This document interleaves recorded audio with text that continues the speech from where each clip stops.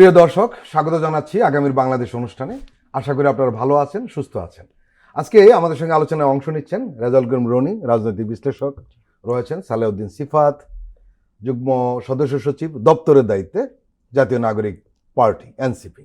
আপনাদের দুজনকে স্বাগত জানাচ্ছি। বিএনপির স্থায়ী কমিটির সদস্য এবং আসন্ন জাতীয় সংসদ নির্বাচনে ভোলা 3 আসনের বিএনপির মনোনীত প্রার্থী মেজর অবসরপ্রাপ্ত হাফিজউদ্দিন আহমেদের একটি বক্তব্য নিয়ে বেশ আলোচনা হচ্ছে। তিনি বলেছেন, শনিবারে বক্তব্যটি রেখেছেন, তিনি বলেছেন যে এবারের নির্বাচনে যেহেতু আওয়ামী লীগ নেই, তাই এই নির্বাচনটি আমার কাছে একেবারে প্রতিদ্বন্দ্বিতাহীন মনে হচ্ছে। অনেক প্রার্থী আছেন যাদেরকে কেউই চিনে না। আগে নির্বাচনের প্রতিপক্ষকে সকলে চিনত বা জানত। এখন আওয়ামী লীগ মাঠে নেই বলে এই সুযোগকে কাজে লাগাতে অনেক নতুন মুখ এসেছে নির্বাচন করতে। কোনো রাজনৈতিক বিশ্লেষক বলছেন যে মেজর হাফিজ আওয়ামী লীগকে প্রাসঙ্গিক করতে চাইছেন, তারা একটা অভিযোগের সুরে কথাটা বলছেন। এবার নির্বাচন কি আসলে প্রতিদ্বন্দ্বিতাহীন? আপনি যে কথাটি বলেছেন আসলে এটি হচ্ছে ওনার ব্যর্থতা, উনি সহ অন্যান্য আরও সকলের ব্যর্থতা, যারা একটি আওয়ামীবিহীন ফ্যাসিবাদবিহীন ভবিষ্যৎকে কল্পনা করতে পারে না, ইম্যাজিন করতে পারে না। তাদের কাছে আওয়ামী লীগ সবসময় একটা শর্ত আকারে, নেসেসারি একটা বিইং আকারে তাদের সামনে হাজির হয়, এবং এইটা আওয়ামী লীগ যেন তাদের কাছে একটা কন্ডিশন। কিন্তু আমরা কোনোভাবে আওয়ামী লীগকে বা কোনো ফ্যাসিবাদী শক্তিকে কন্ডিশন মনে করি না। উনার বক্তব্যে এবং আর অনেকের বক্তব্যে, বিশেষত আজকে জনাব মির্জা ফখরুল ইসলাম আলমগীর সাহেব তিনি একটা বক্তব্য দিয়েছেন যেটা ইতিমধ্যে সোশ্যাল মিডিয়ায় অনেক বেশি ভাইরাল হয়েছে। তিনি বলেছেন, আমি যদি কোট করি উনাকে, উনি বলেছেন যে নৌকার কাণ্ডারি সাবেক প্রধানমন্ত্রী শেখ হাসিনা আমাদেরকে ফেলে, আপনাদের ফেলে ভারতে চলে গেছেন, দিল্লিতে গিয়ে বসে আছেন, আমাদেরকে বিপদে ফেলে চলে গেছেন, থাকলে অন্তত একটা গণতান্ত্রিক ব্যবস্থা চালু থাকতো। তার মানে শেখ হাসিনা যদি থাকে তাহলে দেশে গণতান্ত্রিক ব্যবস্থা চালু থাকতো, বর্তমানে দেশে গণতান্ত্রিক ব্যবস্থা চালু নাই। চিন্তা করেন, মেজর হাফিজ সাহেব হয়তো বলছেন প্রতিদ্বন্দ্বিতাপূর্ণ হবে না, কিন্তু মির্জা ফখরুল ইসলাম আলমগীর সাহেব, আমি তার কাছ থেকে এটা কোনোভাবে এক্সপেক্ট করি না। উনি একটা সিনিয়র পলিটিশিয়ান, আমি ওনাকে শ্রদ্ধা করি, কিন্তু উনি যে কথাটি বলেছেন এটা অত্যন্ত নিন্দাযোগ্য এবং আমি এটাকে সবসময় কন্ডেম করব। আপনি যেই বলছেন যে একটা গণতান্ত্রিক ব্যবস্থা থাকতো, উনি যদি থাকতো, অর্থাৎ শেখ হাসিনা থাকলে গণতান্ত্রিক ব্যবস্থা থাকতো, কোন গণতান্ত্রিক ব্যবস্থার কথা আপনি বলছেন? যেই গণতান্ত্রিক ব্যবস্থায়, কোট আনকোট যেই গণতান্ত্রিক ব্যবস্থায় আমাদের বেগম জিয়া, যিনি চিকিৎসার অভাবে যাকে ভুয়া মামলা দিয়ে তাকে এভাবে ধুকে ধুকে মরতে হয়েছে, আপনি কি সেই গণতান্ত্রিক ব্যবস্থার কথা বলছেন? যেই গণতান্ত্রিক ব্যবস্থার কারণে, যে সোকল গণতান্ত্রিক ব্যবস্থার কারণে আপনার নেতা জনাব তারেক রহমান প্রায় অনেক বছর ধরে তিনি বাংলাদেশে আসতে পারেন না, আপনি কি সেই গণতান্ত্রিক ব্যবস্থায় ফেরত যাওয়ার কথা বলছেন? ফলে আমি মনে করছি যে এই ধরনের স্টেটমেন্টগুলো, এই ধরনের বক্তব্যগুলো কারণে বিএনপি আসলেই নতুন জেনারেশনের কাছে, যারা নতুন প্রজন্ম আছে তাদের কাছে তাদের যে চাহিদা, তাদের যে আগ্রহ, সেটা হারাচ্ছে। তাদেরকে, তাদের নেতাদেরকে একটি আওয়ামীবিহীন বাংলাদেশের কথা চিন্তা করতে হবে। আমি বারবার বলছি, দেখেন ইন্ডিয়ায় যারা আছে, আমাদের দিল্লিপন্থী শক্তিগুলো, তারা বলার চেষ্টা করে, 5ই আগস্টের পরে তারা বলা শুরু করে দিয়েছে যে এখানে বাংলাদেশে নাকি একটা ইসলামপন্থীদের একটা জাগরণ তৈরি হয়েছে, ইসলামপন্থীদের একটা উত্থান হয়েছে। এইটা কেন বলার চেষ্টা করছে তারা? তার কারণটা হচ্ছে তারা বুঝাইতে চায় যে আওয়ামী লীগ ছাড়া বাংলাদেশ কোনোভাবেই শান্তি শৃঙ্খলা থাকবে না, আওয়ামী লীগ ছাড়া বাংলাদেশ কোনোভাবে ধর্মনিরপেক্ষ থাকতে পারবে না, লিবারেল থাকতে পারবে না। অথচ আমরা দেখলাম যে এই আওয়ামীবিহীন বাংলাদেশে এবার যে সরস্বতী পূজাটা উদযাপন করা হয়েছে ঢাকা বিশ্ববিদ্যালয়ে, অত্যন্ত শান্তিপূর্ণভাবে উদযাপন করা হয়েছে এবং ঢাক ঢোল পিটিয়ে খুবই আমোদের সাথে উদযাপন করা হয়েছে। এমনকি আমরা দেখেছি সাদিক কায়েম, ডাকসুর বিপি সাদিক কায়েমকে নিয়ে প্যারোডি গান করে তারা উদযাপন করেছে। কিন্তু সেই উদযাপনকে ঘিরে যে রিপোর্টিং করা হয়েছে আনন্দবাজার পত্রিকায়, সেখানে একটা শেষে গিয়ে তারা লিখেছে, পুরো রিপোর্টিংয়ে তারা লিখেছে আনন্দ উদযাপন করা হয়েছে, শেষে গিয়ে লিখেছে তবুও কিছু একটা যেন নেই। তো ভারতের অবস্থা হয়ে গেছে এখন এই অবস্থা আর কি, যে আওয়ামীবিহীন যে বাংলাদেশকে তারা চিন্তা ভাবনা করতে পারে না। এবং অত্যন্ত দুর্ভাগ্যজনক হলেও সত্য যে বাংলাদেশের এই এখন বর্তমানে বিএনপি একটা সবচেয়ে বড় জাতীয় একটা দল, তারা পর্যন্ত এই আওয়ামীবিহীন একটা যে বাস্তবতা, সেখানে আমার মনে হচ্ছে কেন জানি তারা বুঝতে পারছে না। আমাদেরকে বুঝতে হবে যে আওয়ামী লীগের পতনের পরে, ফ্যাসিবাদের পতনের পরে এখানে বাংলাদেশে নিউ ডিসপেন্সেশন অফ পাওয়ার ঘটেছে। এখন পাওয়ারটা রিডিস্ট্রিবিউটেড হবে কাদের মাঝে হবে? যারা ফ্যাসিবাদ বিরোধী লড়াই সংগ্রামে ছিল তাদের মাঝে এই পাওয়ারটা, ক্ষমতা কাঠামোটা রিডিস্ট্রিবিউশন হবে। এখন সেখানে অবশ্যই এটা বলতেই হবে, বিএনপি, জামায়াত, আমরা হয়তো ছাত্ররা, অনেক বামপন্থী শক্তি যারা হচ্ছে গিয়ে এই অভ্যুত্থানে রাজপথে সক্রিয় অবস্থানে ছিল এবং তারা আওয়ামী লীগের বিরুদ্ধে দীর্ঘ লড়াই সংগ্রাম করেছে, তারা কিন্তু কাঁধে কাঁধ মিলিয়ে, এবং আমরা দেখেছি বিএনপি জামাত একেবারে কাঁধে কাঁধ মিলিয়ে কিন্তু এই লড়াই সংগ্রামে অংশগ্রহণ করেছে। এখন তারা একে অপরকে ক্ষমতার প্রশ্নে, রাজনীতির প্রশ্নে, নির্বাচনের প্রশ্নে তারা নানাভাবে নিন্দা বন্ধ করছে। কিন্তু ব্রডার ঐক্যের জায়গা থেকে যদি আপনি চিন্তা করেন, তাহলে তাদের মাঝে ফ্যাসিবাদ বিরোধী লড়াই সংগ্রাম করার মধ্য দিয়ে যে সমঝোতা তৈরি হয়েছে, ন্যাশনাল একটা ইউনিটি তৈরি হয়েছে, সেই ইউনিটিটাকে বজায় রাখতে হবে। এবং আগামী নির্বাচনের মাধ্যমে ক্ষমতার যে একটা আমরা ক্ষমতা কাঠামো যে পরিবর্তন দেখতে পাবো আওয়ামী বিহীন, সেখানে এই ক্ষমতা কাঠামোটা বাংলাদেশপন্থী যে শক্তিগুলো আছে তাদের মাঝে রিডিস্ট্রিবিউটেড হইতে হবে। এবং এইটা জনাব মির্জা ফখরুল ইসলাম আলমগীর সহ মেজর হাফিজ সাহেব সহ আরো যারা যারা আছে তাদের সবাইকে এখানে ইমান আনতে হবে, নতুন বাংলাদেশের ইমাজিনেশন তাদেরকে করতে হবে। আদারওয়াইজ এই তরুণ প্রজন্ম কিন্তু এই ধরনের বক্তব্যকে কোনোভাবেই পছন্দ করে না এবং এটা তাদের বিএনপির ভোট ব্যাংকে একদম ধসিয়ে দিচ্ছে। রাজুল করিম রনি, ফেসিস্ট আওয়ামী লীগের দূষর জাতীয় পার্টির জিএম কাদের রোববার রংপুরে বলেছেন, মেজর হাফিজ বলার একদিন পরে, যে আসন্ন জাতীয় সংসদ নির্বাচনে আওয়ামী লীগ না থাকায় এটি একতরফা নির্বাচন হচ্ছে। আমরা দেখলাম যে একজন রাজনৈতিক বিশ্লেষক মন্তব্য করেছেন যে মেজর হাফিজের সঙ্গে জিএম কাদেরের কথা মিলে যাচ্ছে। কেন, কিভাবে মিলে যাচ্ছে আসলে? আপনার এই শোতে আমি বহুবার বলছি আওয়ামী লীগ কি, জি, হ্যাঁ, এবং আগামী দিনের রাজনীতি নির্ধারিত হবে আওয়ামী লীগের ব্যাপারে কে কি পজিশন নিচ্ছে তার আলোকে। অনেকবার বলেছি এবং এই কান্ট্রি আগামী দিনের রাজনীতি এই কান্ট্রি উইদাউট আওয়ামী লীগ, এটা আমি বলছি 23শে জুন 2023 সালে। আপনি আরেকটা কথা বলতেন আমাদের এই অনুষ্ঠানে অনেকবার বলেছেন রাজুল করিম রনি, সেটা হলো যে আমাদের সেটাই করা উচিত যেটা আওয়ামী হাসিনা করেছে তার বিপরীতে করলে দেশ গঠন সহজ হবে, রাইট? এই কান্ট্রি আগামী দিনে বাংলাদেশ এই কান্ট্রি উইদাউট আওয়ামী লীগ, এটা আমি বলছি 2023 সালে 27শে জুন। সো ফলে এই জায়গায় যাচ্ছিল এটা আমরা অনেক আগের থেকে বুঝতে পারতেছি। এখন আওয়ামী লীগ, তারপরেও আওয়ামী লীগের আমরা একটা নফসানিয়াত বলি, এটা খাসিলত। আপনি বিএনপি করেন, জামাত করেন, এনসিপি করেন, যেই দলই করেন, আপনি যদি মনে করেন আপনি ভালো আর সব খারাপ, আপনি যদি মনে করেন দুর্নীতিটা আপনি করলে ভালো অন্য করলে খারাপ, আপনি যদি মনে করেন যে কোনো একটা যোগ্য পদে নিজের আত্মীয়রে বসায় দেওয়াটা সবচেয়ে ভালো কাজ, হ্যাঁ, আপনি আওয়ামী লীগ, আপনি যে দলই করেন, এটা একটা নফসানিয়াত, এটা একটা খাসিলত। তো আমি বলছি সোশ্যাল মিডিয়া এবং মেইনস্ট্রিম মিডিয়া যেহেতু বক্তব্যের এখন নির্বাচনের সময়, এটা যে যার মতো আপনার ন্যারেটিভ পলিটিক্স করে। তো আমি বলছি যদি এই বক্তব্য দিয়েও থাকে, এখন মেজর হাফিজের এই বক্তব্য ধরেন সে তার লোকাল এলাকায়, সে বহু পুরানা রাজনীতিবিদ, 5 বারের সংসদ সদস্য হইয়া, তার এলাকায় হয়তো ওরকম বর্ষিয়ান কোনো পলিটিশিয়ান সে পাচ্ছে না, হয়তো অপেক্ষাকৃত নতুন পলিটিক্যাল পায়। এনসিবির বয়সী বা কয়দিন, উনি সারা দেশের কথাই বলছে যে নতুন মুখ নেই। হ্যাঁ, নতুন মুখ নেই, এটা তো ধরেন আপনার ধরেন বিএনপির 1000 বিদ্রোহী প্রার্থী আছে, নতুন মুখ নেই মানে, হ্যাঁ। তো ফলে আমি বলতে হয়তো তার কনস্টিটিউয়েন্সির বাস্তবতার অনুযায়ী তার মনে হচ্ছে এরকম, যে যার জায়গা থেকে হয়তো দেখতেছে। হ্যাঁ, মির্জা ফখরুল ইসলাম আলমগীর এর আগেও বলেছেন যে যারা আওয়ামী লীগের অপরাধ করে নাই তাদেরকে কোনো ক্ষতি হতে দিব না। হ্যাঁ, দেখেন আওয়ামী লীগের ব্যাপারে আমরা একটা রিকনসিলিয়েশনের কথা বলতেছিলাম, আমরা একটা কমিশন করে সার্বিকভাবে এই কান্ট্রি উইদাউট আওয়ামী লীগ মানে ডিআওয়ামীকরণ করার কথা বলতেছিলাম, ডিরুটেড করার কথা বলতেছিলাম। সেটা না করে এদিক দিয়ে আবার তাহের সাহেবের নির্বাচনী প্রচারণায় দেখা যাচ্ছে যে 8 খুনের আসামি, গাড়িতে পেট্রোল আগুন দিয়া 8 জনকে হত্যা করার মামলার আসামি, তাকে সে সাথে নিয়ে নির্বাচনী ক্যাম্পেইন চালায় যাচ্ছে। চেয়ারম্যান থেকে অপসারণ, মানে ইউনিয়ন পরিষদের চেয়ারম্যানের সাথে অপসারণ করা হয়েছে, কিন্তু তাকে নিয়ে সে নির্বাচনী ক্যাম্পেইন চালাচ্ছে এবং ইয়ে করছে। ফলে কোন দল তো এই ক্ষেত্রে পিছায় নেই আপনার। হ্যাঁ, এই যে একটা প্রতিযোগিতার মধ্যে তারা ঢুকছে। এবং আরেকটা দেখেন গণতন্ত্রের জন্য আরেকটা অশনি সংকেত কি, আপনি আগে Awami voter, BNP voter, NCP voter, Jamaat voter ভাবে জনগণকে ভাগ করছেন, এটা অগণতান্ত্রিক। কোন নির্বাচনের আগে, ভোটের আগে কোন ভোটার কোন দলের ভোটার। আমার প্রশ্নটা ছিল অন্য জায়গায়, আমি শেষ করে আপনার প্রশ্নে আসতেছি। ফলে আপনি যখন মনে করবেন আওয়ামী ভোটার বলে কোনো কিছু এক্সিস্ট করে, তখন আপনার আওয়ামী লীগের লোককে সাথে নিয়ে দিতে হবে, আওয়ামী লীগের ব্যাপারে দরদি হয়ে বক্তব্য দিতে হবে। কিন্তু আপনি যদি মনে করেন ভোটার মানে জনগণ, ভোটার জাস্ট, এর কোনো পরিচয় নেই, আপনি আপনার রাজনৈতিক কর্মসূচি নিয়ে যাবেন, আপনি আপনার রাজনীতির কথা বলবেন, হ্যাঁ, জনগণ সেটা পছন্দ করলে আপনাকে ভোট দেবে। এবং এই যে নির্বাচনটা আওয়ামী বিহীন একটা নির্বাচন হওয়াই হইল আপনার রিকনসিলিয়েশন, পুনর্গঠন। কারণ হইল আমরা জানি ধরেন যারা অপরাধ করে নাই, হ্যাঁ, তাদের অনেককে কিন্তু মামলা বাণিজ্যের শিকার হইতে হয়েছে আপনার এই 15 মাস। এটা আমাদের রাজনৈতিক কালচারের কারণে, আওয়ামী লীগের রেখে যাওয়া কাঠামোর ভুক্তভোগী অনেক আওয়ামী লীগের লোকও কিন্তু হচ্ছে এই কাঠামোর কারণে। আদালতে ধরেন এই যে আদালতে যে কোনো আসামিকে হেনস্থা করা, মারা, এটা আইনের গর্হিত অপরাধ, মানবাধিকার লঙ্ঘন। কিন্তু এটা কি আপনি ধরেন মাহমুদুর রহমানকে রক্তাক্ত করার মধ্য দিয়ে এই জিনিস আপনি দেখেন নাই বাংলাদেশে?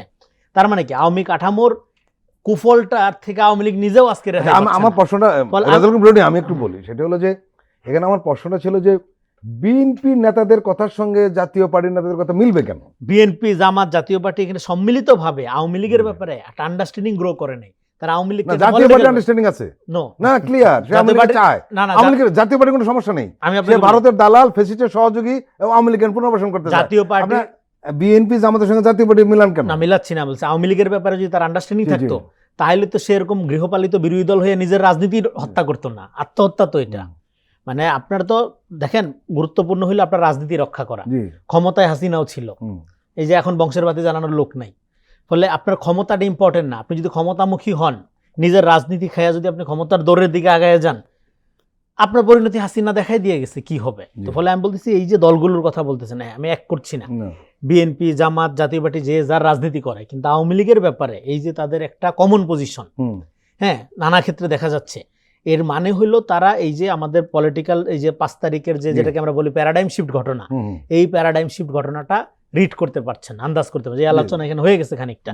এই জন্য আমরা বলতেছি আগামী দিনের বাংলাদেশে কান্ট্রি উইদাউট আওয়ামী লীগ, এইটা শুধুমাত্র আপনার দলগত ভাবে না, এটা খাসিলতগত ভাবে আপনাকে এর থেকে মুক্ত হইতে হবে। আমরা আবার আসবো আপনার কাছে। সালাউদ্দিন সিফাত, একটা প্রশ্ন এসছে, সেটা হলো যে বিএনপি যদি নির্বাচনকে প্রতিদ্বন্দ্বীহীন মনে করে, প্রতিদ্বন্দ্বিতাহীন, তাহলে জনগণ বিএনপিকে ভোট দেবে কেন? এই প্রশ্ন। প্রতিদ্বন্দ্বী নাই, অসুবিধা কি? একটা। 2 নম্বর হলো যে নতুন মুখ মানে কি দুর্বল প্রার্থী? এর মানে কি নতুন রাজনৈতিক শত্রু উত্থানকে মেজর হাফিজরা গুরুত্ব দিচ্ছেন না? এটা একটা আলোচনা অলরেডি রনি ভাই সূত্রপাত করেছেন, সেটা হচ্ছে এই প্যারাডাইম শিফটটা না বুঝা আর কি। ধরেন আপনি এখন অনেকেই বিভিন্ন টকশোতে, সভা, সেমিনারে বিশিষ্ট গণমাধ্যম ব্যক্তিত্বরা, মিডিয়া টকশোবিদরা বলার চেষ্টা করেন যে আওয়ামী ভোটার প্রসঙ্গটা নিয়ে আসেন, এবং আওয়ামী ভোটার প্রসঙ্গ নিয়ে এসে তারা বাংলাদেশের যেই জনগোষ্ঠীটা বিগত এত বছর ধরে ভোট দিতে পারে নাই তাদেরকেই বরং ক্রিমিনালাইজ করার চেষ্টা করেন। আপনি ধরেন আমি তো ভোট দিতে পারি নাই, এখন আপনি কি মনে করেন আমি আওয়ামী ভোটার? বা যেই ছেলেটা ভোট দিতে পারে নাই, যেই জেনারেশন ভোট দিতে পারে নাই, তাকে অলরেডি আওয়ামী ভোটার হিসেবে চিহ্নিত করা, এইটা বুঝায় যে সে আওয়ামী লীগেরই লোক, এরকম। এটা তো একটা ক্রিমিনালাইজেশন হইলো। আচ্ছা, এটার একটা মানে যুক্তি আছে আর কি, মানে তারা এটা কেন বলে? এটা বলার মধ্য দিয়ে মূলত তারা আওয়ামী লীগকে নরমালাইজ করতে চায়। তারা বুঝাইতে চায়, দেখো আওয়ামী লীগের সমর্থক আছে, সুতরাং আওয়ামী লীগকে তোমাকে নির্বাচনে নিয়ে আসতে হবে। তা আমি এটা আপনার শোতে কয়েকবার ডিবাং করছি যে নাজি পার্টিরও সমর্থক ছিল, মুসলিনীর যে ফ্যাসিস্ট পার্টিরও সমর্থক ছিল। সমর্থক থাকা মানেই যে ওই আইডিওলজি বৈধ হয়ে যাবে, ব্যাপারটা ওইরকম না। সুতরাং এই যুক্তিটা ধোপেও টিকে না। এখন আপনি যেটা বলেছেন যে প্রতিদ্বন্দ্বিতাহীন মনে করা, তো উনি প্রতিদ্বন্দ্বিতাই মনে করতেছে, কারণ উনি বসবাস করতেছে 2008-এর আগে, 2008-এর আগের অবস্থা নিয়ে ওই পলিটিক্যাল যে প্যারাডাইম, সেখানে উনি বসবাস করতেছে। উনি ভাবতেছে কেন প্রতিদ্বন্দ্বিতাপূর্ণ হবে না। আপনি ধরেন ডাকসু নির্বাচনের আগে অনেকেই বলার চেষ্টা করছে যে ডাকসু নির্বাচনে ছাত্রলীগের ভোটগুলো কোথায় পড়বে, অনেক বড় বড় বুদ্ধিজীবী বলার চেষ্টা করছে। তো ডাকসু নির্বাচন দেখাই দিচ্ছে না কত % ভোট এখানে কাউন্টেড হয়েছে, বা অন্যান্য যে স্টুডেন্ট ইউনিয়ন ইলেকশন হয়েছে সেখানে তো বুঝাই দেওয়া হয়েছে যে কত % ভোট কালেক্টেড হয়েছে, এবং দেখা গেছে 90%, 80% ভোট কিন্তু কাস্টেড হয়েছে। তো ফলে এটা আগামী নির্বাচনে আপনি দেখতে পাবেন, আগামী নির্বাচনেও ভোট কাস্টেড হবে এবং মানুষজন ভোট দিবে, ব্যাপক উৎসাহ উদ্দীপনা নিয়ে দিবে। তিনি নিজে প্রতিদ্বন্দ্বিতাহীন মনে করতে না পারে ওনার নিজের ব্যর্থতা। এবং যেমন এক জায়গায় আমি দেখলাম যে হাসনাত আব্দুল্লাহকে বলা হচ্ছে, যখন ওনার একজন প্রতিদ্বন্দ্বী, বিএনপির প্রতিদ্বন্দ্বী প্রার্থী, যিনি ঋণ খেলাপির দায়ে ওনাকে আদালত তার যে মনোনয়ন সেটা বাতিল করেছে, মনোনয়ন বাতিল হওয়ার সাথে সাথে কেউ বলা শুরু করে দিল যে এই ধরনের প্রতিদ্বন্দ্বিতাহীন নির্বাচনে ইতিপূর্বে আওয়ামী লীগ বিজয়ী হয়েছে। অথচ তারা দেখারই চেষ্টা করলো না যে হাসনাত আব্দুল্লাহ পাশে আরো, হাসনাত আব্দুল্লাহ বনামে আরো অনেকগুলো লোক আছে বিভিন্ন পার্টি থেকে, তারা কিন্তু দাঁড়িয়েছে। তো তাদেরকে কি তারা প্রতিদ্বন্দ্বী মনে করে না? 1। 2 নাম্বার হচ্ছে, তাহলে আপনি যদি মনে করেন যে প্রতিদ্বন্দ্বিতাহীন হবে, তাহলে আপনি এমন প্রার্থী দিচ্ছেন কেন যে প্রার্থী অলরেডি রোল ডিফল্টার, এবং যে প্রার্থী হলফনামায় মিথ্যা তথ্য দেয়? এটা তো আপনার দোষ, আপনি টেকনিক্যালি আপনি রং করেছেন। এই মেজর হাফিজ সহ অন্যান্যদেরকে এই যে রিডিস্ট্রিবিউশন অফ পাওয়ার, নতুন যে একটা প্যারাডাইম শিফট হয়েছে, সেটা তাকে আমল নিতে হবে, মাথায় নিতে হবে। তারা যদি মনে করে যে বাংলাদেশে আগের মতো এই বাইনারি থাকবে, আওয়ামী লীগ, বিএনপি, এবং এই বাইনারির বাইরে ক্ষমতা যাবে না, তাহলে এটা তাদের সম্পূর্ণ একটা চরম একটা ভুল। বরং বাংলাদেশে দেখবেন যে নতুন নতুন ক্ষমতা কাঠামো, নতুন নতুন চিন্তা, নতুন নতুন রাজনীতি হাজির হবে, এবং তাদের এইভাবে কিন্তু ক্ষমতাটা শেপড হবে। এবং আমি চাই যে এইভাবে শেপটা হোক, এবং এই যে তর্ক বিতর্ক এগুলো চলতে থাকুক, কিন্তু সেখানে আপনি ফ্যাসিস্ট কোনো এলিমেন্টস ঢুকলে আমরা সেটার বিরুদ্ধে দাঁড়াবো। এবং যাদের ফ্যাসিস্টিক অতীত আছে তারা যখন এখানে আসতে চাইবে এবং তাদেরকে কেউ যখন জায়গা দিতে চাইবে, যেমন ভাই বলছেন জাতীয় পার্টির ব্যাপারে, দেখেন আমাদের এটা সবচেয়ে বড় ব্যর্থতা যে জাতীয় পার্টির ব্যাপারে আমরা কোনো আসলে একটা কনসেনসাসে বোঝাইতে পারি নাই। আমি সবসময় জান দিয়ে চিল্লে ফেলাইতেছি যে জাতীয় পার্টিকে আমরা আমাদের একটা ডিসিশনে নিয়ে আসতে হবে, কারণ জাতীয় পার্টি গৃহপালিত বিরোধী দল আকারে হোক, যেভাবে হোক, আওয়ামী লীগকে জাস্টিফাই করেছে, আওয়ামী লীগের এই রুলটাকে তারা জানেন তো এমন হয়েছিল জাতীয় পার্টিকে প্রধান বিরোধী দল বানানোর চেষ্টা কিন্তু হয়েছে। সেটা তো এখন অনেকের ভিতরে আছে, তারা এখন আপাতত নাই, ভাবতেছে হয়তো যে জাতীয় পার্টির যেহেতু এখন আপাতত কমে গেছে, আমি যতটুকু জানি পুরনো পার্টি, তাদের এই ধরনের ব্যাপার আছে, কিন্তু তারা এই জিনিসটা ভাবলো না যে যারা একটা সময় স্বৈরাচারের সাথে কানেক্টেড ছিল, পরবর্তী ফ্যাসিবাদী আমলে তারা বৈধতা উৎপাদন করেছে, তাদেরকে আমরা কি ডিল করব, কিভাবে ডিল করব? এটা তো শুধুমাত্র ছাত্রদের দায়িত্ব না। ছাত্ররা এনসিপি সবসময় বলে যাবে যে জাতীয় পার্টির ব্যাপারে আমাদের একটা সিদ্ধান্ত নিতে হবে, আওয়ামী লীগের ব্যাপারে আমাদের সিদ্ধান্ত নিতে হবে, আর বাকি দলগুলো কেউ কিছু করবে না। সব দায়িত্ব যদি ছাত্ররা কাঁধে তুলে নেয়, আবার তাদেরকে প্রশ্ন করা হয় যে আপনারা কেন ক্ষমতায় যাইতে চান, আপনারা কেন এত তাড়াতাড়ি ইলেকশন করতে চান? তো আমি তো দেখতে পাচ্ছি বাংলাদেশের অবস্থা অত্যন্ত খারাপ। এবং যারা পুরনো আমাদের সিনিয়র নেতৃবৃন্দ আছেন বিভিন্ন রাজনৈতিক দলের, তারা তো দেখতে পাচ্ছি কিছুদিন যদি আমরা যদি চুপচাপ থাকি, আমরা যদি একদম মুখে কষ্টেপ নিয়ে বসে থাকি কিংবা রাজনীতি করতে না চাই, তাহলে দেখা যাবে কয়েকদিন পর আওয়ামী লীগ না, দেখা যাবে যে একদম শেখ হাসিনারে ফেরত নিয়ে চলে আসবে। হয়ে যেত। জি, তো এখানে আমাদের কথা বলতে হচ্ছে আর কি, আমাদের কথা বলতে হচ্ছে। জি, রেজাউল করিম রনি, আরেকটা বিষয় আমরা দেখছি যে বিএনপি নেতারা অনেক সময় এমন কথাবার্তা বলেন যেটা দলের পলিসি কিনা সেটা নিয়ে একটা প্রশ্ন ওঠে। যেমন মেজর হাফিজ ওই সময় বলেছেন গত শনিবার যে উচ্চ কক্ষের ব্যাপারে নেতিবাচক বলেছেন, যে যেখানে 1 লাখ ভোট পেলে একজন নির্বাচিত হবে, তাই সকালে উচ্চ কক্ষ চায়। বাংলাদেশের জন্য এটি সম্পূর্ণ বিলাসিতা, যার কোনোই প্রয়োজন নেই। বিএনপির 31 দফায় কিন্তু উচ্চ কক্ষের কথা বলা হয়েছে, এবং আপনি জানেন যে অনেক উন্নত দেশে উচ্চ কক্ষ আছে। তাহলে বাংলাদেশের সমস্যাটা কোথায়? প্রশ্ন উঠতেই পারে। কিন্তু এখানে মূল প্রশ্ন হলো যে মেজর হাফিজ এই ধরনের দলের বাইরে, দলের পলিসির বাইরে এরকম বিপরীত কথা কেন বলছেন? দেখেন, এই ধরনের দলের পলিসির বাইরে, উনি কিন্তু স্থায়ী কমিটির মেম্বার, দলের বাইরে নতুন হয়েছে স্থায়ী কমিটির মেম্বার, দলের বাইরে বিপরীত কথা বলাটাই বিএনপির ঐতিহ্য। এটা কি আজকে নতুন? আপনি উদাহরণ প্রত্যেকদিন দিতে হবে আপনার আলোচনা করলে। পলিসিগতভাবে একটু প্রবলেম হয়। এই দলটার এই কন্ট্রাডিকশন, এটা একটা লিবারাল ডেমোক্রেটিক পার্টি, নীতিভিত্তিক দল না, মতাদর্শিক দল না। না না, আমি কিন্তু আইডিওলজিক্যাল বলছি না, আমি নীতিটার কথা বলছি। নীতিটা পলিসি সিঙ্ক্রোনাইজেশনের প্রবলেম আছে এই দলের মধ্যে। আচ্ছা, সেটা তাহলে ঠিক আছে, এটা সবসময় আছে, এটা আজকে নতুন না, এটা সবসময় আছে, এটা কাটাই উঠতে হবে। এই সমালোচনা আমরাও করি। আরেকটা হলো যেমন ধরেন হাসনাত আব্দুল্লাহর আসনের এই ব্যাপারটা যেটা সিফাত তুললো, সে ঋণ খেলাপি, সে জানে যে তার এই সমস্যা আছে, ওখানে অনেক প্রতিদ্বন্দ্বী আছে, অনেক দিন ধরে নির্যাতন, ভালো প্রতিদ্বন্দ্বী আছে, ফলে তাদেরকে আপনি সুযোগ করে দিবেন। তা না দিয়ে আপনি তাদের জন্য জায়গাও ছাড়বেন না, নিজের এই সমস্যা লুকায় রেখে আপনি যখন এরকম দিবেন, তারপরে এখন প্রতিদ্বন্দ্বিতাহীন ভাবে একজন ছেলে নির্বাচিত হয়ে যাবে, যে কোনো একজন প্রার্থী, হাসনাত আব্দুল্লাহ বা XYZ যেই হোক, সেটা নিয়ে আপনি কথা তুলবেন। এইটা ধরেন এই রাজনীতি তো আপনি ধরেন এটা কোনোভাবেই জনবান্ধব রাজনীতির পরিচয় না। এই রাজনীতি আপনি করতে পারেন না। এটা 5 তারিখের আগে পরে বলার কথা না। এই রাজনীতি করা উচিত না, এগুলো আত্মঘাতী রাজনীতি। আপনি খুবই স্বচ্ছ প্রক্রিয়ার মাধ্যমে রাজনীতি করবেন। আপনার যদি ঋণের সময়, ধরেন আপনি 15 বছর আওয়ামী লীগের অত্যাচারের কারণে ব্যবসা বাণিজ্য করতে পারেন, আপনি ঋণ খেলাপি হয়েছেন, ওকে, সমস্যা নেই, আপনি এগুলো কাটায় ওঠে পরে আস্তে ধীরে রাজনীতি করেন। কেন আপনি এটা চাপা দিয়া করে রাজনীতি করতে হবে? আপনি দলকেও ক্ষতিগ্রস্ত করছেন, নিজেও ক্ষতিগ্রস্ত হচ্ছেন, পুরো রাজনৈতিক প্রক্রিয়াটাকে আপনি প্রশ্নবিদ্ধ করছেন। আমরা চাই পুরাপুরিভাবে প্রতিদ্বন্দ্বিতাপূর্ণ, জনগণের ভোটাধিকার নিশ্চিত করামূলক একটা নির্বাচন। এই নির্বাচনে জামাতকে জেতানো, বিএনপিকে জেতানো, এগুলো কোনো লক্ষ্য না। লক্ষ্য হলো বাংলাদেশকে জেতানো, যেটা আমরা বারবার বলছি, এবং জনগণের ভোটাধিকারটা নিশ্চিত করার সংগ্রাম। দেখেন, 5 তারিখেই কিন্তু জাতীয় সরকার গঠন করে বিএনপি জামাত সম্মিলিতভাবে সরকার গঠনের কথা বলা হয়েছিল, তারেক রহমানকে প্রস্তাব দেওয়া হয়েছিল।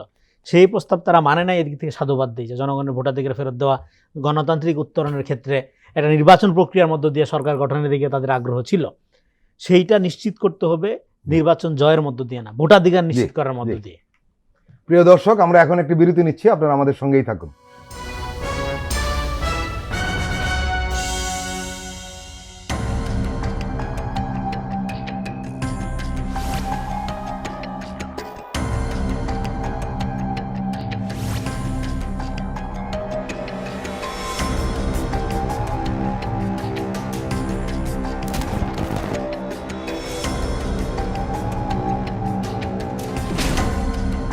ফ্যাসিবাদের দিনলিপি, গবেষণা ও উপস্থাপনা সাইদ খান, প্রযোজনা আফরোজা সুলতানা ও মামুন মাহমুদ।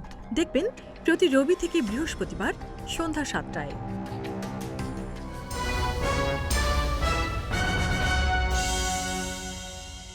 আবারও স্বাগত আগামীর বাংলাদেশ অনুষ্ঠানে। আজকে আমাদের সঙ্গে আলোচনায় রয়েছেন সালেউদ্দিন সিফাত, যুগ্ম সদস্য সচিব, জাতীয় নাগরিক পার্টি, রয়েছেন রেজাউল করিম রনি, চিন্তক এবং রাজনৈতিক বিশ্লেষক। দেশে গণভোটকে নিয়ে একটা মেরুকরণ তৈরি হয়েছে, এবং সেটা কৃত্রিম নয়, এটি একেবারে গভীর রাজনৈতিক বিভাজনের একটা বহিঃপ্রকাশ কিন্তু আমরা দেখছি। একদিকে জামাত ইসলাম ও জাতীয় নাগরিক পার্টি তারা স্পষ্ট করে বলে দিয়েছে তারা হায়ের পক্ষে, এবং তারা প্রচারও চালাচ্ছে, এবং তারা যে সমস্ত নির্বাচনী জনসভা করছে সেখানে তারা বলছেও প্রতীকের ভোটের সঙ্গে সঙ্গে তারা বলছে হায়ের পক্ষে আপনারা ভোট দিবেন। আপনাদের দলেতে কিছু কিছু নেতা এমনও বলছে আমাকে ভোট দেন বা না দেন হায়ের পক্ষে হ্যাঁ, ভোট অন্তত দেন, দিন। হ্যাঁ, হ্যাঁ। জি। অন্যদিকে কার্যক্রম নিষিদ্ধ ফেসিস্ট আওয়ামী লীগ, তাদের ঘনিষ্ঠ মিত্র জাতীয় পার্টি, তারাও কিন্তু একটা স্পষ্ট অবস্থান নিয়েছে, সেটা হলো নায়ের পক্ষে। এই রেখাটি কেবল দলীয় এমন বলার সুযোগ নেই, এটা একটা দৃষ্টিভঙ্গির রেখা, এটা আসলে অনেকটা অতীত আর ভবিষ্যৎ এই প্রশ্নটা সামনে নিয়ে আসে। এবং মেজর হাফিজ ওইখানে বলেছেন যে আমাদের লোক চাইলেও গণভোট দিতে পারবে না। সরকার যেখানে একটি ভুল প্রপোজাল দিয়েছে, 4টি প্রশ্ন দিয়েছে হা বা না বলতে, এই প্রশ্ন উনি উঠিয়েছেন। অনেকে প্রশ্ন তুলেছেন যে এর মানে কি বিএনপি শেষ পর্যন্ত হায়ের বিপক্ষে অবস্থান নিল? এই প্রশ্ন উঠেছে যেহেতু উনি স্থায়ী কমিটির মেম্বার এবং স্পষ্ট বলেছেন যে আমাদের লোক চাইলেও গণভোট দিতে পারবে না, না দিলেও সেটা নায়ের পক্ষে যায়। এটা স্বাভাবিক, যদি কেউ এড়িয়ে যায় তখন না দিকে চলে যায়, এখানে মানে নিরপেক্ষ থাকার সুযোগটা কম। কি বলবেন জালালউদ্দিন সিফাত? আমরা তো হ্যাঁ ভোটের পক্ষে সবসময় প্রচারণা চালিয়ে আসছি আগে থেকে, জি, জি। এবং আমরা ইভেন গণভোটের প্রপোজালের কথা আমরা বারবার বলেছি ঐক্যমত কমিশনে। এমনকি আমাদের যে প্রার্থীরা নিজেদের প্রচারণার চেয়ে বেশি গণভোটের প্রচারণা চালাচ্ছেন। আপনি জানেন যে দলগতভাবে এনসিপি বর্তমানে হ্যাঁ ভোটের ক্যাম্পেইনের জন্য নির্বাচন যে পরিচালনা কমিটির জি, জি। প্রধান আসিফ মাহমুদ সজীব ভুঁইয়া, তিনি সহ পুরো বাংলাদেশে জি, ভ্রমণ জি। করছেন হ্যাঁ ভোটের প্রচারণার জন্য। আচ্ছা, এখন যেটা কিছুক্ষণ আগে পলিসিগত বিষয়ে আলোচনা হইলো, আমাদের আসলে বিএনপি পলিসি বুঝতে এবং বিএনপির সাথে যখন কোনো ডায়ালগ, রাজনৈতিক ডায়ালগে যাব বা বিএনপিকে আমরা কিভাবে মানে দেখবো, চিনবো, সেটা নিয়ে আমরা বিপাকে পড়ে যাই। ধরেন আমি দেখি যে নির্বাচন পরিচালনা কমিটির প্রধান স্থায়ী কমিটির সদস্য জনাব নজরুল ইসলাম খান সাহেব, উনি বলেন যে এই বিএনপি স্পষ্টভাবেই হ্যাঁ ভোটের পক্ষে অবস্থান করছে। আমরা হায়ের পক্ষে। হ্যাঁ, আবার তারেক রহমান সাহেবের স্পোক্স পার্সন হিসেবে আমরা চিনি জনাব মাহাদি আমিন, তিনিও প্রায় সময় গতকালকেও বলেছেন যে বিএনপি অবশ্যই সংস্কারের পক্ষে এবং হ্যাঁ ভোটের পক্ষে। কিন্তু এদিকে আমরা যে মাঠ পর্যায়ে যখন দেখি, তখন দেখি যে এইভাবে বলা হচ্ছে, প্রচারণা করা হচ্ছে যে হ্যাঁ ভোট যদি আপনারা দেন তাহলে সংবিধান থেকে কিন্তু বিসমিল্লাহ উঠে যাবে, হ্যাঁ ভোট যদি আপনি দেন তাহলে রাষ্ট্রধর্ম থেকে কিন্তু ইসলাম উঠে যাবে, হ্যাঁ ভোট দিলে এটা হবে, ঠিক আছে, আর না ভোট দিলে আপনি দেশে গণতন্ত্র কায়েম থাকবে, বজায় থাকবে। এই ধরনের প্রচারণা কিন্তু মাঠ পর্যায়ে আছে। তো এখন আমি আসলে কোনটাকে আবার মানে ধরে নিব যে এইটা আসলে বিএনপির পলিসি? কারণ নেতারা বলছেন একরকম, কিন্তু আবার মাঠ পর্যায়ে আমরা যখন প্রচারণায় যাচ্ছি তখন দেখছি আমরা অন্যরকম। এখন এই জিনিসটা, এই দায়িত্বটা জনাব তারেক রহমানকে নেওয়া উচিত, তাকে স্পষ্ট করে ঘোষণা করা উচিত যে বিএনপি এই পক্ষে অবস্থান করছে। তাহলে বাংলাদেশের জনগণ আসলে একদম পরিষ্কার হয়ে যাবে যে বিএনপি আসলে হ্যাঁ ভোটের পক্ষে না ভোটের পক্ষে। আমাদের ক্ষেত্রে দেখে আমরা কিন্তু একদম দলের টপ টায়ার থেকে শুরু করে একদম গ্রাসরুট সবাই হ্যাঁ ভোটের পক্ষে প্রচারণা যাচ্ছে, এই নিয়ে কোনো সন্দেহ সংশয় নেই। এবং জামাতে ইসলামের ক্ষেত্রে সহ 10 দলীয় জোটের অন্যান্য যারা আছেন তারাও কিন্তু এই প্রচারণাটা চালিয়ে যাচ্ছে। রনি, আপনি এই গণ অভ্যুত্থানে খুব সক্রিয়ভাবে ছিলেন এবং শুধু 2024 ছিলেন এরকম না, অনেক আগের থেকে আপনারা জড়িত। আপনি পড়াশোনা করেন এই গণ অভ্যুত্থান হলে কি হয়, গণভোট হলে কি হয়। আপনারা জানেন যে গণভোট আসলে এটা কোনো সাধারণ রাজনৈতিক আয়োজন নয়, এটা একটা রাষ্ট্রের আত্মজিজ্ঞাসার প্রশ্ন সামনে নিয়ে আসে। এটি অতীতের সঙ্গে হিসাব মেটানোর বা ভবিষ্যৎ দিকে হাঁটার একসঙ্গে এটা উচ্চারিত হয় এই শব্দটা। এবং আপনি এটাও জানেন যে রাষ্ট্রবিজ্ঞানের ভাষায় একটা কথা বলে যে ফাউন্ডেশনাল পলিটিক্যাল মুভমেন্ট গণভোটকে বলা হয়। যে আরেকটা জিনিস, এই মুহূর্তে কিন্তু নিরপেক্ষতা থাকার কোনো সুযোগ নেই। ভোটারদের উপর মানে যে আমরা কিছু ছেড়ে দিলাম তা না। অনেক রাজনৈতিক বিশ্লেষক বলছেন যে বিএনপির সামনে 3টা পথ খোলা আছে গণভোটের ব্যাপারে। এটা হলো হায়ের পক্ষে, নায়ের পক্ষে, অথবা ভোটারদের উপর সিদ্ধান্ত ছেড়ে দেওয়া, যে ভোটাররা যা করে। এবং আমরা জানি যে 3য় পথটা সবচেয়ে আরামদায়ক, কিন্তু একই সঙ্গে সবচেয়ে ঝুঁকিপূর্ণ। ঝুঁকিপূর্ণ এই কারণে যে ইতিহাস নীরব দলকে মনে রাখে না। ইতিহাস মনে রাখে যে ওই দলটা ওই ইস্যুতে কি অবস্থান নিয়েছিল, এটা একটা। ফলে সিদ্ধান্ত না নেওয়া রাজনৈতিক লাভ যায় আসলে যারা নায়ের পক্ষে থাকে। আমি একটা সিদ্ধান্ত নিলাম না, কিন্তু যারা নায়ের পক্ষে থাকবে তারা আসলে লাভটা করবে। এবং সেটা কারা? সেটা এই আওয়ামী লীগ, এই জাতীয় পার্টি, যারা নায়ের পক্ষে স্পষ্ট অবস্থান নিয়েছে। এখন আমরা এটা জানি যে না মানে আওয়ামী লীগের লাভ, না মানে জুলাই বিপ্লবের বিরোধিতাকারীদের লাভ।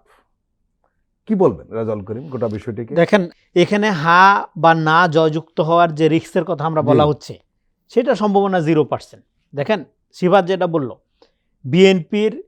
বিএনপি তার দলীয় পজিশন হা ঘোষণা করছে, এবং কোনো ব্যক্তি ধরেন এই যে 4টা প্রশ্ন সে যদি বুঝতে পারে না, হ্যাঁ, বুঝতে না পেরে সে যদি মনে করে যে সে এই ব্যাপারে আগ্রহী না, আমার মনে হয় না যে এই রাইটও তাকে কেড়ে নেওয়া উচিত, কিন্তু সরকার অন্যান্য দল সম্মিলিতভাবে তারা বুঝাবে যে কেন গণভোটটা জরুরি।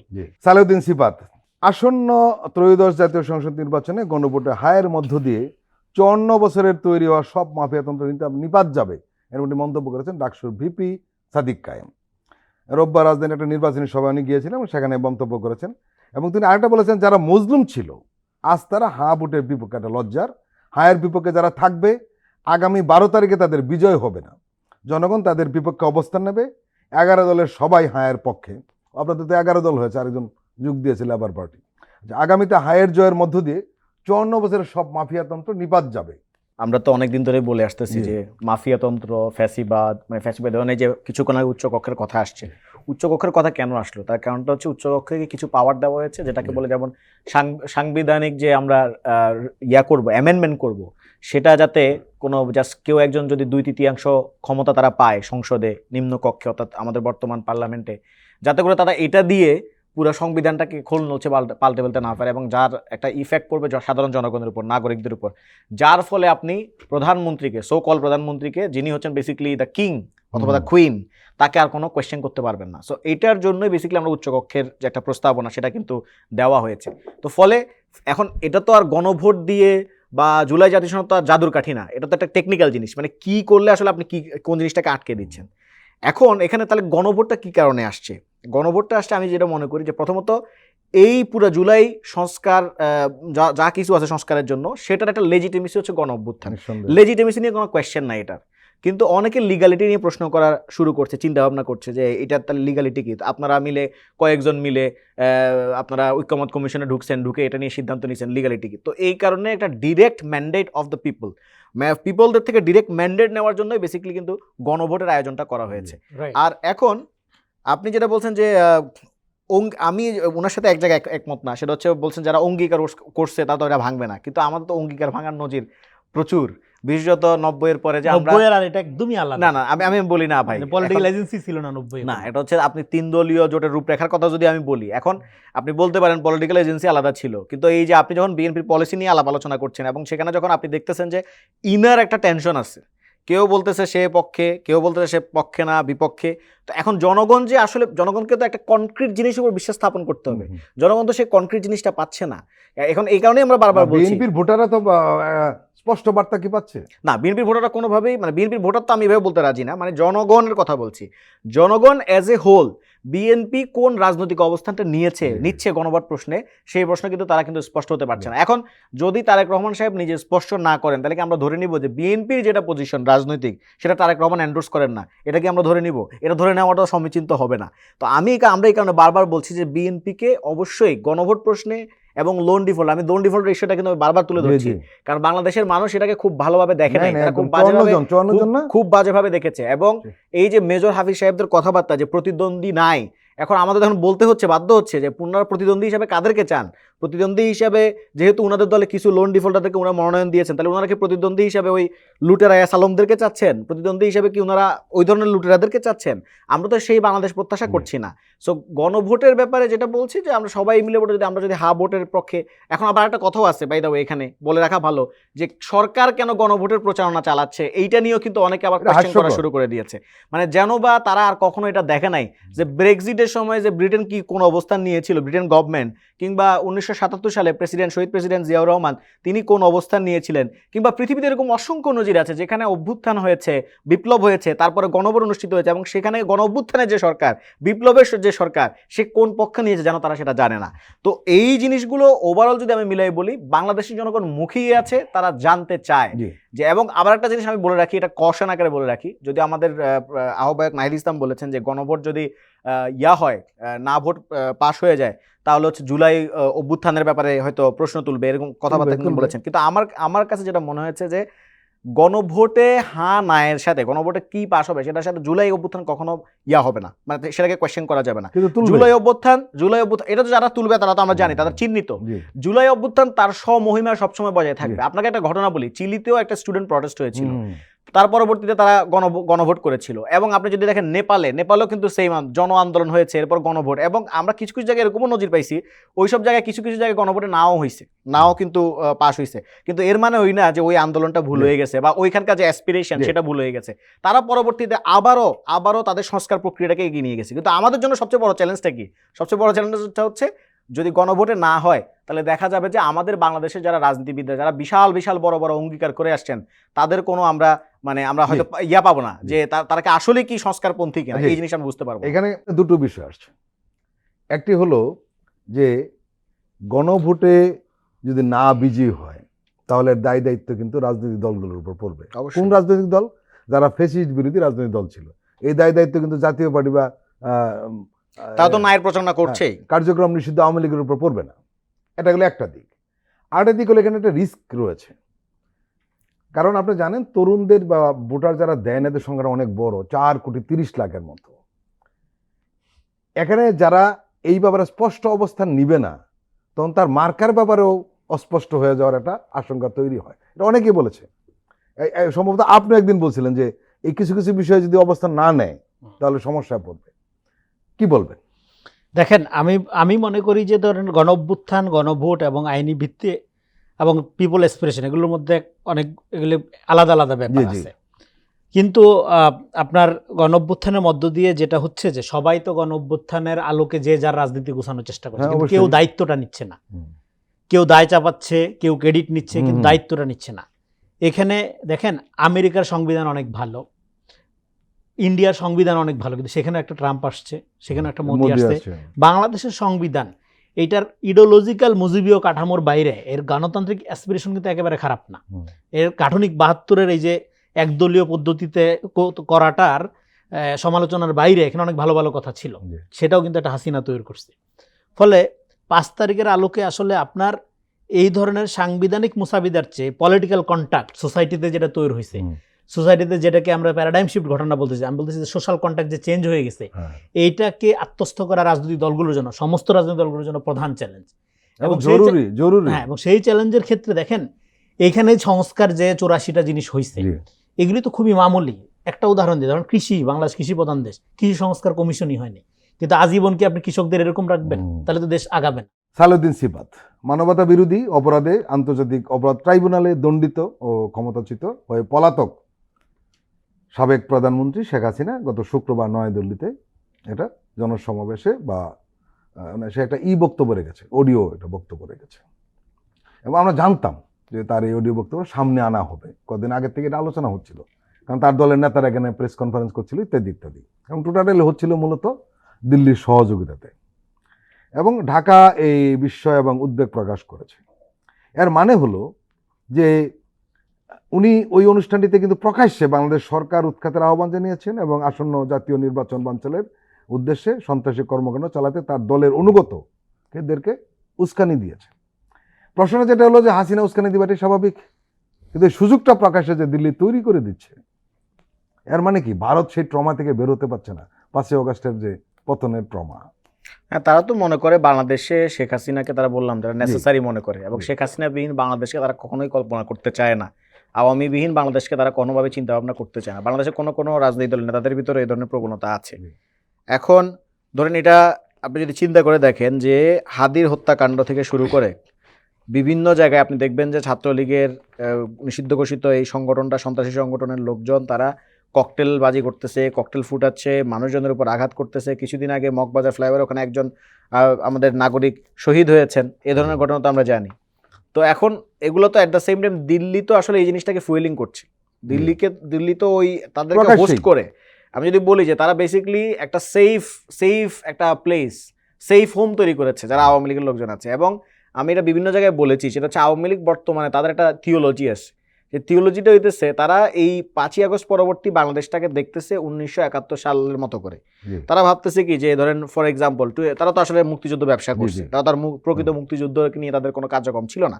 তারা চিন্তা করতেছে যে ২৬শে মার্চে তারা ধরেন বাংলাদেশের জনগণ তারা ধরেন ইয়াতে আশ্রয় নিয়েছে, কলকাতায় আশ্রয় নিয়েছে বা অন্যত্র জায়গায় আশ্রয় নিয়েছে। পরবর্তী তারা গেরিলা ওয়ারফেয়ার করে বাংলাদেশের জনগণ যারা মুক্তিগামী জনতা ছিল তারা গেরিলা ওয়ারফেয়ার করে পাকিস্তানি বাহিনীর বিরুদ্ধে লড়াই করেছিল। এখন আওয়ামী লীগ চিন্তা করতেছে তারা এখানে তো অ্যান্টি পিপল। তারা এখানে পিপলদেরকে, যারা জনগণ, তাদেরকে কি বলছে? তারা জনগণকে বলছে তারা রাজাকার, জনগণ এখানকার নাগরিকরা হচ্ছে রাজাকার। তো এখন তারা কি করে, যে তারা ওই থিওলজি অনুযায়ী তারা ভাবতেছে যে তারা এখন এই কলকাতায় আশ্রয় নিয়েছে, কেউ কেউ পশ্চিমবঙ্গে আছে, কেউ দিল্লিতে আছে, কেউ মুম্বাইতে আছে, সেখান থেকে তারা এখানে এসে জনগণকে, এদেশের নাগরিকদেরকে তারা হত্যা করবে, এবং এইটাকে তারা চিন্তা করতেছে ওই তাদের আগের ফ্রেমওয়ার্ক দিয়ে, এবং তারা ভাবতেছে কি যে এখানে রাজাকার নিধন হচ্ছে, এই ধরনের ভাবে তারা চিন্তা ভাবনা করতেছে। তো তাদেরকে এই জিনিসের জন্য হেল্প করতেছে কিন্তু আমাদের দিল্লি, আমার পার্শ্ববর্তী রাষ্ট্র। পৃথিবীর কোনো পার্শ্ববর্তী রাষ্ট্র এরকম হস্টাইল যদি একটা পরিবেশ তৈরি করে রাখে বাংলাদেশের নাগরিকদের জন্য, এটা তো আমাদের নিরাপত্তা থ্রেট, আমাদের জন্য একটা নিরাপত্তা ঝুঁকি। এই বর্তমান দিল্লি যাদেরকে এখন সেফ হোম দিচ্ছে, এখন রাজনৈতিক দলগুলোর কি অবস্থা নিতে পারে? রাজনৈতিক দলগুলোকে এই ব্যাপারে স্পষ্ট কথা বলতে হবে, স্পষ্ট কথা বলতে হবে। একটা হচ্ছে আমি তো গণভোটের প্রশ্ন বলছি, লোন ডিফল্টের ইস্যু বলছি, আর একটা হচ্ছে এই ব্যাপারে দিল্লির আধিপত্যবাদের বিরুদ্ধে তাদেরকে এখানে একটা প্রশ্ন আপনাকে করি, তবে স্পষ্টভাবে অল্প কথা জবাব দিয়েন। জি, সেটা আপনি নিশ্চয়ই রাজুল রনি, আপনি নিশ্চয়ই লক্ষ্য করেছেন, ইদানিং কোনো দলই, ফ্যাসিস্ট বিরোধী কোনো দলই কিন্তু দিল্লির ব্যাপারে মুখ খুলতে চায় না। খেয়াল করেছেন আপনি নিশ্চয়ই? না, আমরা মুখ খুলি, যখন তার বিপক্ষে যায় আমাদের কিছু যায় আসে না। আমরা তো পরে দল হয়েছে, আমরা তো ফ্যাসিবাদ বিরোধী শক্তি আকারে হাজির ছিলাম, এখন দল হয়েছে, ঠিক আছে।